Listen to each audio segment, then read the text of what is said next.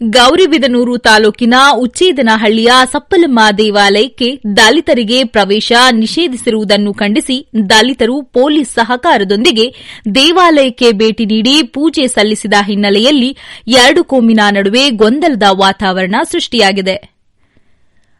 ಉಚ್ಚೇದನಹಳ್ಳಿ ಸಪ್ಪಲಮ್ಮ ದೇವಾಲಯವನ್ನು ದಾನಿಗಳ ಸಹಕಾರದಿಂದ ಅಭಿವೃದ್ಧಿಪಡಿಸಿದ್ದು, ದೇವರ ಪುನರ್ ಪ್ರತಿಷ್ಠಾಪನಾ ಮಹೋತ್ಸವ ಭಾನುವಾರ ಆಯೋಜಿಸಲಾಗಿತ್ತು. ಈ ಸಂದರ್ಭ ದಲಿತರು ದೇವಾಲಯ ಪ್ರವೇಶಿಸಲು ಇಲ್ಲಿನ ಅರ್ಚಕರು ಇತರರು ನಿರಾಕರಿಸಿದಾಗ ದಲಿತರು ಮತ್ತು ಸವರ್ಣೀಯರ ನಡುವೆ ಗೊಂದಲದ ವಾತಾವರಣ ಸೃಷ್ಟಿಯಾಯಿತು. ಗ್ರಾಮಾಂತರ ಠಾಣೆಗೆ ದೂರು ಸಲ್ಲಿಸಿ ಪೊಲೀಸರ ಸಮ್ಮುಖದಲ್ಲಿ ದೇವಾಲಯಕ್ಕೆ ತೆರಳಿ ಪೂಜೆ ಸಲ್ಲಿಸಿದರು. ಸುದ್ದಿ ತಿಳಿಯುತ್ತಿದ್ದಂತೆ ತಾಲೂಕು ದಂಡಾಧಿಕಾರಿ ಕೆಎಂ ಅರವಿಂದ್ ಅಧ್ಯಕ್ಷತೆಯಲ್ಲಿ ಗ್ರಾಮದಲ್ಲಿ ಸೋಮವಾರ ಶಾಂತಿ ಸಭೆ ನಡೆಯಿತು. ಶಾಂತಿ ಸಭೆಗೂ ಮುನ್ನ ದಲಿತರು ಮತ್ತು ಸವರ್ಣೀಯರ ನಡುವೆ ಮಾತಿನ ಚಕಮಕಿ ನಡೆಯಿತು. ವೃತ್ತ ನಿರೀಕ್ಷಕ ವಿ ಅಂಜನ್ ಕುಮಾರ್ ಗ್ರಾಮಸ್ಥರಿಗೆ ತಿಳಿ ಹೇಳಿ ಪರಿಸ್ಥಿತಿ ತಿಳಿಗೊಳಿಸಿದರು. ತಹಶೀಲ್ದಾರ್ ಕೆಎಂ ಅರವಿಂದ್ ಮಾತನಾಡಿ, ಎರಡೂ ಕಡೆಯವರನ್ನು ಸಮಾಧಾನಪಡಿಸಿ ಸಂವಿಧಾನದಡಿ ಎಲ್ಲಾ ವರ್ಗದವರಿಗೂ ದೇವಾಲಯದ ಪ್ರವೇಶವಿದೆ. ಇದನ್ನು ಯಾರೂ ಅಲ್ಲಗಳೆಯುವಂತಿಲ್ಲ.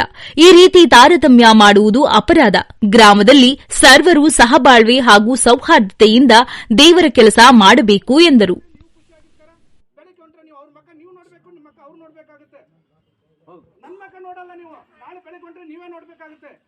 ಏನು ಒಂದು ಜಾತಿಯ ಒಂದು ಸಂಘರ್ಷ ಯಾಕೆ ಇಟ್ಕೊಂತೀರ? ಒಂದು ದೇವಸ್ಥಾನ ಅಂತಾನೆ ಸಾರ್ವಜನಿಕ ದೇವಸ್ಥಾನಗಳು, ಸಾರ್ವಜನಿಕ ಸ್ಥಳಗಳಲ್ಲಿ ಈ ರೀತಿ ಮಾಡುವುದರಿಂದ ತುಂಬಾ ಕಾನೂನು ಪ್ರಕಾರ ಅಪರಾಧವಾದಂಥ ಸ್ಥಳ ಅಂತ ನಾನು ಅಪರಾಧವಾದಂಥ ಅವಕಾಶ ಮಾಡಿಕೊಡ್ಬೇಡಿ. ಎಲ್ಲರೂ ನಿಮ್ಮವರೇ ಹೇಳಿದ್ದೀರಾ, ಎಲ್ಲರೂ ನಿಮ್ಮವರು ಇರುವುದರಿಂದ ನಿಮ್ಮನ್ನ ನೀವು ಗೌರವಿಸಿಕೊಳ್ಳಿ, ಇಂಥ ಸಂಘರ್ಷಕ್ಕೆ ಅವಕಾಶ ಮಾಡಿಕೊಡ್ಬೇಡಿ ಅಂತ ಹೇಳ್ತಾ ನಾನು ನಿಮಗೆ ಕಳೆಕಡೆಯಿಂದ ಮನವಿ ಮಾಡ್ತಾ ಇದ್ದೇನೆ. ಎಲ್ಲರಿಗೂ ನಮಸ್ಕಾರಗಳು.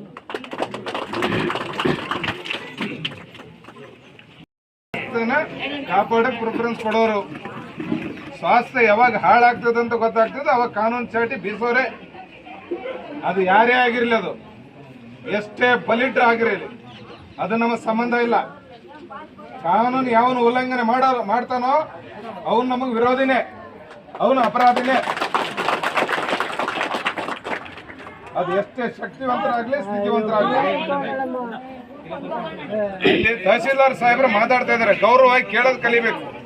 ಅವರೊಬ್ರು ಎಕ್ಸಿಕ್ಯೂಟಿವ್ ಮ್ಯಾಜಿಸ್ಟ್ರೇಟ್, ಅವರು ದಂಡಾಧಿಕಾರಿಗಳವರು, ಅವ್ರದೇ ಆದ ಮಾತಿಗೆ ಒಂದು ತೂಕ ಇರ್ತದೆ, ಗೌರವ ಇರ್ತದೆ. ಅಲ್ಲ ಸರ್, ಇವಾಗ ನಾವು ಹೋಗ್ತೀವಿ ಅವ್ರು ಹೋಗಲ್ಲ ಅಂತ ಅಲ್ವಾ ಮಾತಾಡ್ತಾ ಇರೋದು. ಯಾರು ಬೇಡ ಸರ್, ಪೂಜಾರು ಐವಾರು ಅವ್ರು ಮಾತ್ರ ಹೋಗಿ ಪೂಜೆ ಮಾಡ್ಕೊಂಡು ನಿಮಗೆ ಹಕ್ಕಿಲ್ಲ ಮೊದಲು ಹೇಳಕ್ಕೆ. ನೀವು ಯಾರು ಹೋಗ್ಬೇಡಿ ಅಂತ ಹೇಳಕ್ ಹಕ್ಕಿಲ್ಲ, ನೀವು ಹೋಗ್ಬೇಡಿ ಅಂತ ಹೇಳಕ್ ಹಕ್ಕಿಲ್ಲ. ನೀವು ಹೋಗಲ್ಲ ಅಂದ್ರೆ ನೀವು ಹೋಗೋದು ಬೇಡ. ಅಲ್ಲಮ್ಮ, ನೀವು ಹೋಗ್ಬಾರ್ದಂತ ನಿಮ್ಮ ಮನಸ್ಸಲ್ಲಿ ನೀವು ಹೋಗ್ಬೇಡಿ, ಆದ್ರೆ ಬೇರೆಯವ್ರನ್ನ ಹೋಗ್ಬೇಡಿ ಅಂತ ಹೇಳೋ ಅಧಿಕಾರ ನಿಮಗಿಲ್ಲ. ನಾ ಹೇಳ್ತೀನಲ್ಲ, ನಿಮಗ್ ಹೋಗ್ಬಾರ್ದು ಅಂತ ಮನಸ್ಸಲ್ಲಿದ್ರೆ ಹೋಗ್ಬೇಡಿ, ಆದ್ರೆ ಬೇರೆಯವ್ರನ್ನ ಹೋಗ್ಬಾರ್ದು ಅಂತ ಹೇಳೋ ಹಕ್ಕು ನಿಮಗಿಲ್ಲ.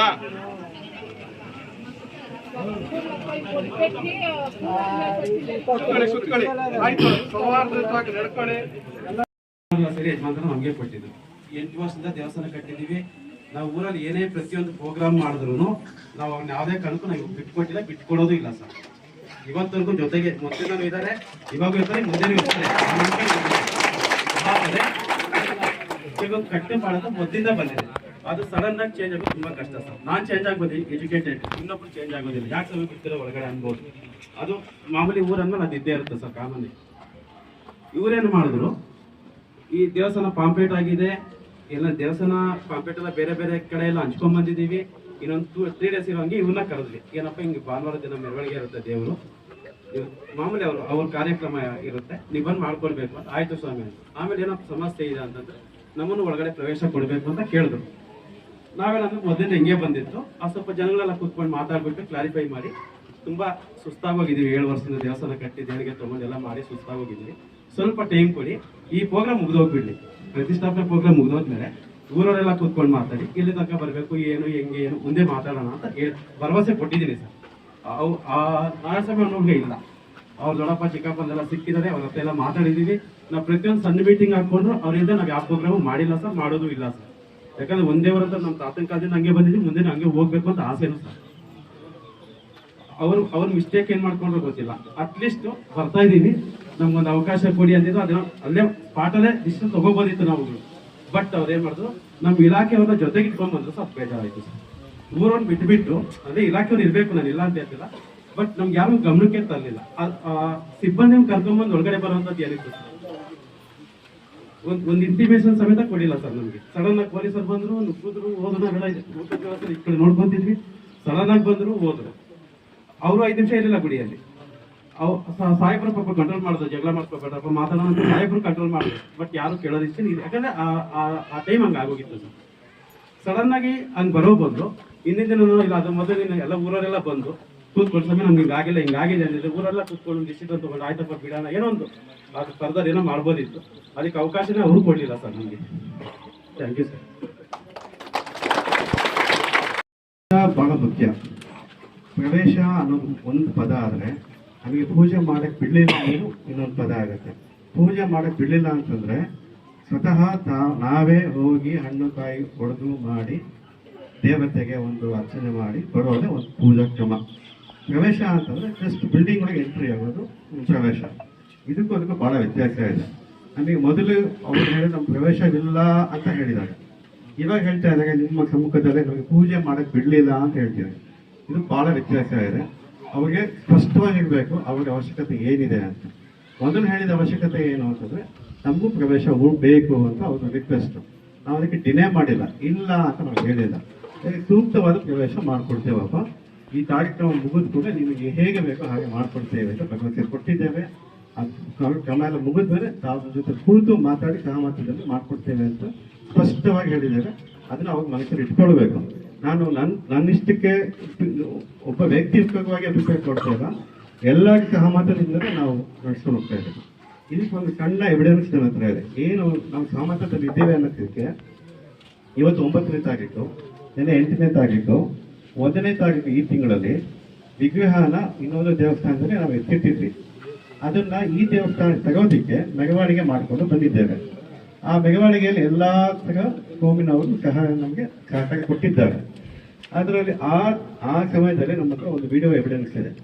ಅದರಲ್ಲಿ ಅವ್ರು ಸಂತೋಷವಾಗಿ ಕುಣಿದಾಡ್ಕೊಂಡು ಮಾಡಿಕೊಂಡು ಬಂದವರು ಇವಾಗ ಬೇಗಗೀತೆ ಅಭಿಪ್ರಾಯ ಅನ್ಕೊಂಡಿದ್ರೆ ಅದು ಹೇಗೆ ನಮಗೆ ಅರ್ಥ ಆಗ್ತಾ ಇದೆ. ಸಣ್ಣ ವಿಡಿಯೋ ಕ್ಲಿಪ್ ಇದೆ.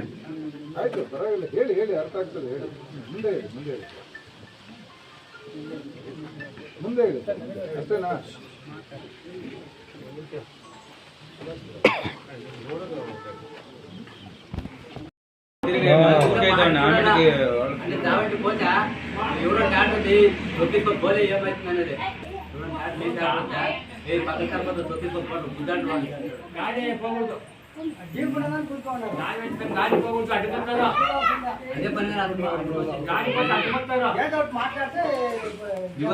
ಯಾವ್ದೋ కోడో కుక్క పోయిందంటే అట్లా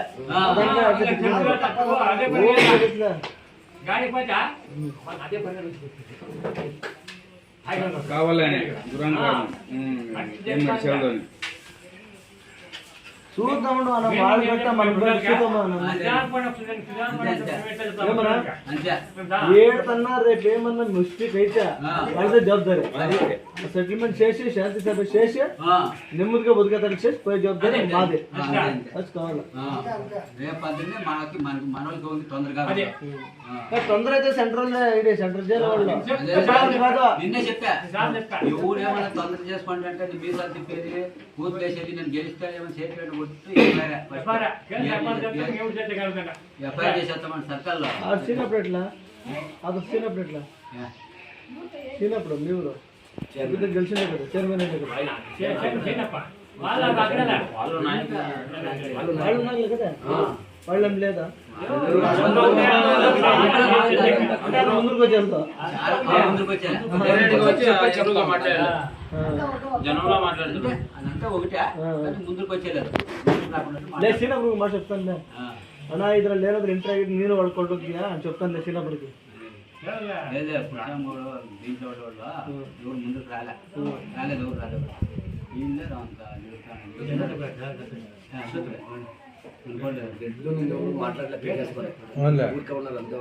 రెడ్లు ఉంటారా ఇక్కడ? రెడ్లు ఉంటారా?